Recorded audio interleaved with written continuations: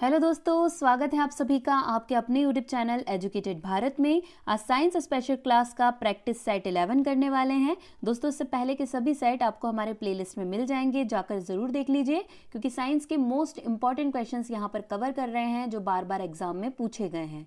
दोस्तों, अगर अभी तक चैनल को सब्सक्राइब नहीं किया है तो प्लीज़ चैनल को सब्सक्राइब जरूर कर लीजिए और बेल आइकन जरूर प्रेस करिए, ताकि आगे भी आपको ऐसे ही इंपॉर्टेंट वीडियोज़ मिलते रहें। वीडियो पसंद आए तो प्लीज़ एक लाइक ज़रूर कर दीजिएगा, क्योंकि आपका लाइक बहुत मोटिवेट करता है। एंड वीडियो को शेयर जरूर कर दीजिएगा। इस वीडियो का पीडीएफ आपको हमारे टेलीग्राम चैनल पर मिल जाएगा, लिंक डिस्क्रिप्शन में दिया हुआ है, वहां से टेलीग्राम चैनल को ज्वाइन कर लीजिए। चलिए स्टार्ट करते हैं। फर्स्ट क्वेश्चन है, पीलिया शरीर के किस अंग को प्रभावित करता है? Which part of the body does jaundice affect? Most important है। करेक्ट आंसर यहाँ पर हो जाएगा ए, यकृत को। ठीक है, जब भी पीलिया या जॉइंटिस रोग होता है तो वो किसको? लिवर को। ठीक है, किसको इफेक्ट करता है? वो लिवर को अफेक्ट करता है।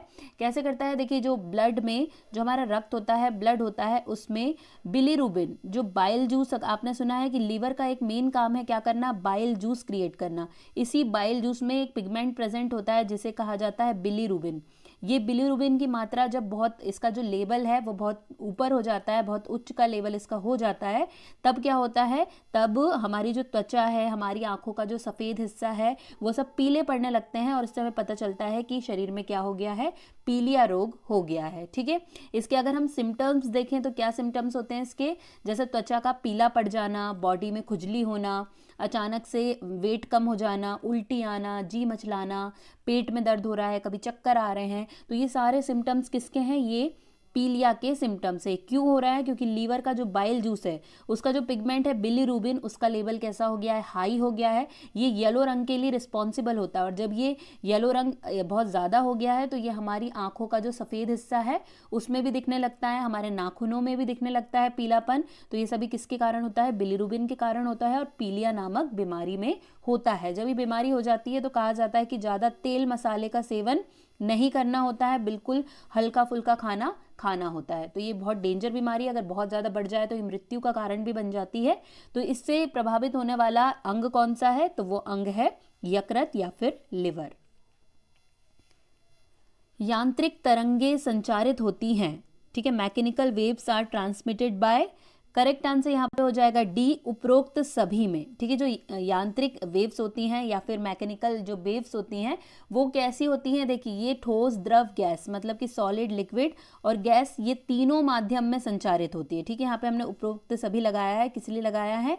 क्योंकि ये तीनों माध्यम में, चाहे ठोस हो, द्रव हो या गैस हो, ये सभी माध्यम में क्या होती है? संचारित होती है। रीजन क्या है इसका? क्योंकि ये खुद से संचारित नहीं हो सकती, इसे अगर ट्रांसमिट होना है तो किसी ना किसी माध्यम की जरूरत पड़ती है। ठीक है, ये जो वेव्स होती हैं इन्हें ट्रांसमिट होने के लिए किसी ना किसी माध्यम की जरूरत पड़ती है, इसलिए ये ठोस, द्रव और गैस से संचारित हो जाती है। इसके अलावा अगर देखिए यहाँ पे आपसे अयांत्रिक तरंगे पूछी गई होती या विद्युत चुंबकीय तरंगे पूछी गई होती, तब हमारा आंसर क्या होता कि ये ऐसी तरंगे हैं जिन्हें माध्यम की जरूरत नहीं है, और ये क्या वैक्यूम में या निर्वात में भी संचरित हो सकती हैं। तो अयांत्रिक या विद्युत चुंबकीय तरंगे कौन सी हो सकती हैं? जैसे light waves, radio waves, X ray, ये सब उसके आंसर में हो जाएगा। तो मैंने आपको दोनों ही आंसर क्लियर कर दिए हैं। अगर आपसे यांत्रिक तरंगे पूछा गया है तो इसे माध्यम की जरूरत है, अगर अयांत्रिक तरंगे हैं तो इसे माध्यम की कोई जरूरत नहीं है।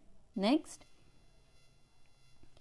चलती हुई बस या ट्रेन में जब अचानक ब्रेक लगती है तो उसमें बैठे यात्री आगे की ओर दिशा में झुक या गिर जाते हैं। इनमें से किन कारणों से ऐसा होता है?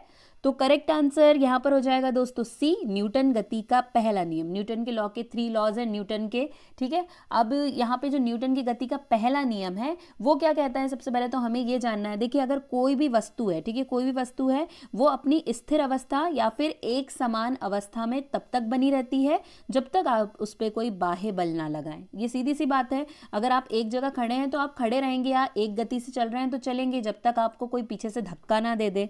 यही लॉ क्या कहता है? न्यूटन की गति का पहला नियम है, और इसे ही हम क्या कहते हैं? Law of inertia. Law of inertia के नाम से इसे हम जानते हैं, मतलब जड़त्व का नियम। अगर हम इसे कहें तो कौन सा नियम? जड़त्व का नियम। ठीक है, लॉ ऑफ इनर्शिया या फिर जड़त्व का नियम इसे हम कहते हैं। तो इसी लॉ के कारण क्या होता है कि जितनी भी स्थिर वस्तु है या एक समान वेग से चलने वाली जितनी भी वस्तु है वो सब तब तक वैसे ही रहेंगी जब तक उन पर हम कोई बाह्य बल ना लगाएं। मतलब हर कोई जिस स्टेट में रहता है वो उसी स्टेट में रहना चाहता है। अगर स्थिर है तो वो खुद को स्थिर ही रखना चाहता है। यही तो जड़त्व है, यही तो लॉ ऑफ इनर्शिया है। लेकिन जब चलती हुई बस या ट्रेन में अचानक से क्या हो जाता है, ब्रेक लग जाता है, ठीक है। तो देखिए ब्रेक लगाने पर क्या होता है, गाड़ी के साथ साथ सीट भी विराम अवस्था में रहती है, ठीक है। जैसी ब्रेक लगा वैसी क्या हुआ, गाड़ी विराम अवस्था में आ गई और सीट भी कैसी है, विराम अवस्था में ही है। परंतु जो हमारा शरीर है वो जड़त्व के कारण, इनर्शिया के कारण गतिज अवस्था में बना रहता है, ठीक है।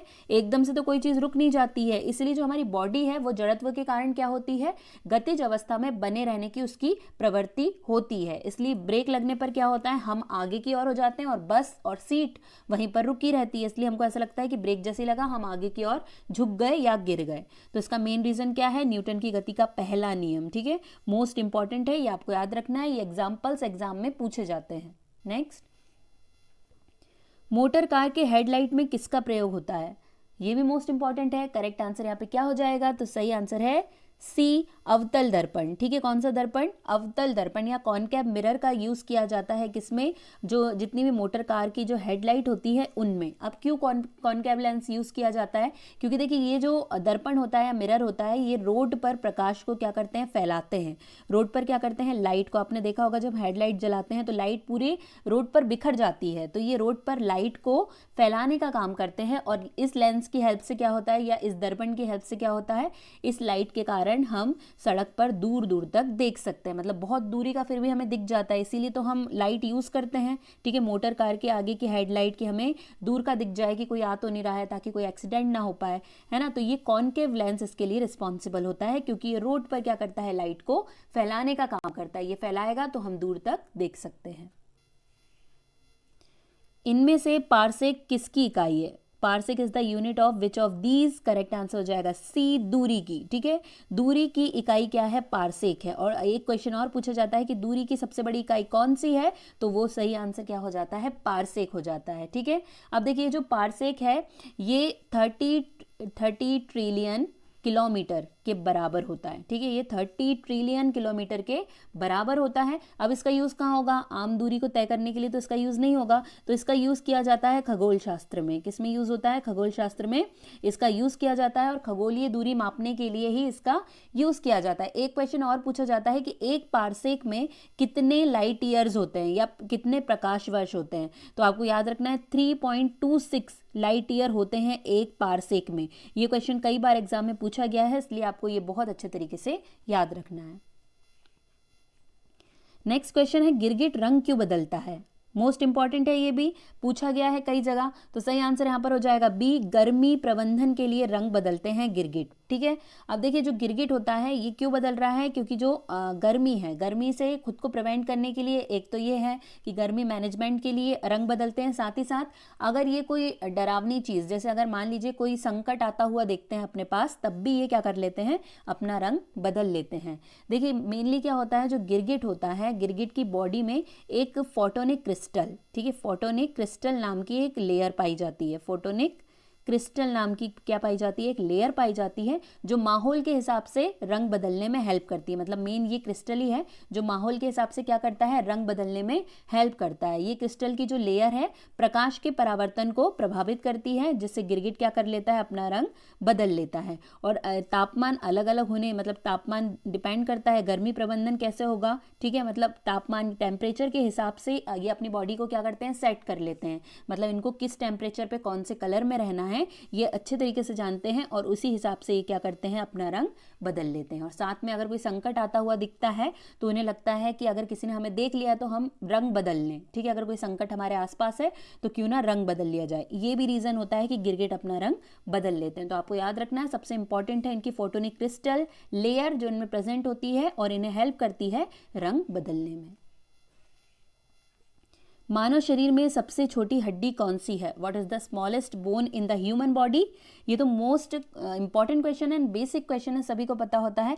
सही आंसर यहाँ पर हो जाएगा बी, स्टेपेज या स्टेप्स जिसे हम कहते हैं, वो मानव शरीर की सबसे छोटी हड्डी है। कहाँ पाई जाती है? तो ये हमारे कान में प्रेजेंट होती है, ठीक है, हमारे ईयर्स में पाई जाती है। अब देखिए हमारा जो ईयर है उसमें 3 हड्डियां पाई जाती है और इसे याद करने की ट्रिक होती है मिस से हम इसे याद करते हैं। सबसे पहली कौन सी है? तो ये है मेलियस, सेकेंड है इनकस और थर्ड है स्टेप्स।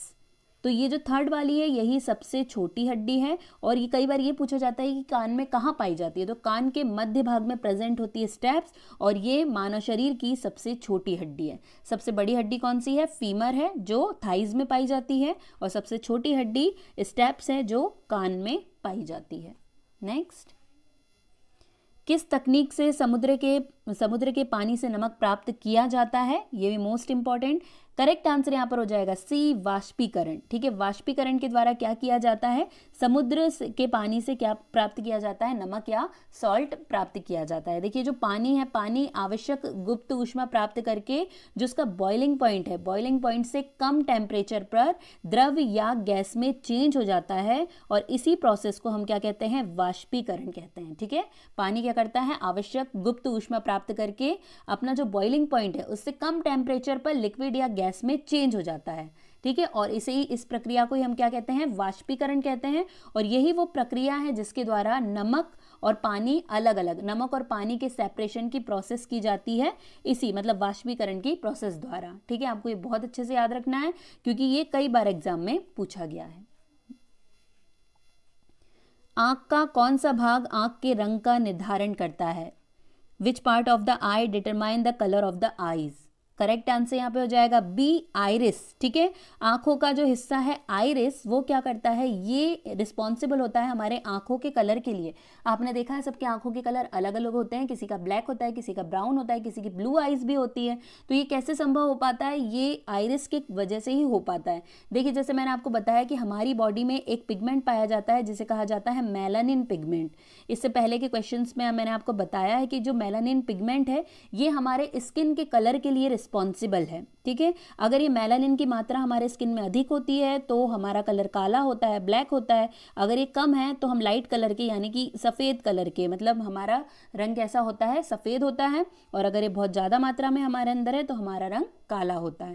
तो ये मेलानिन की प्रेजेंस जो होती है ये आइरिस के अंदर भी होती है। ठीक है, जो मेलानिन है इसकी प्रेजेंस किस में होती है?